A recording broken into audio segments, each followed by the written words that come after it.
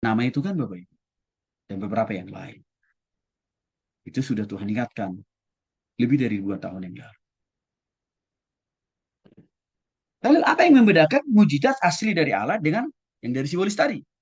Maka saya menjelaskan kepada kita mujizat Allah melampaui sihir dan nujum.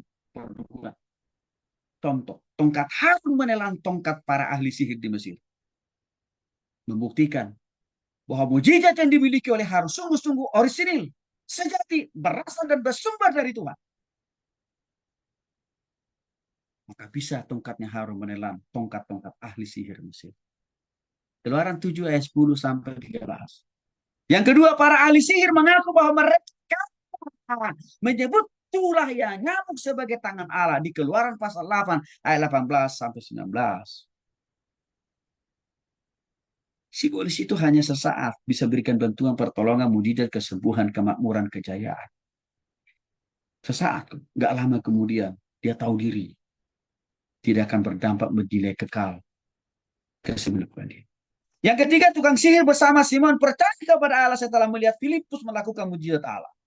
Kisah para Rasul 8 dan 9 sampai 13. Keempat, tukang sihir yang bernama Elimas mengalami kebutaan karena menghalang-halangi Paulus dalam memberitakan Injil. Elimas ini ceritanya dukun Bapak Ibu. Maka waktu Paulus datang ke kota tempat di mana Elimas ini ada, terganggu penghasilan dia. Karena makin banyak orang meninggalkan dia lalu memilih pengajaran Paulus. Tersinggunglah ini si dukun Elimas ini Bapak Ibu. Tapi akhirnya dia tahu kuasa yang dimiliki oleh Paulus lebih besar daripada dia.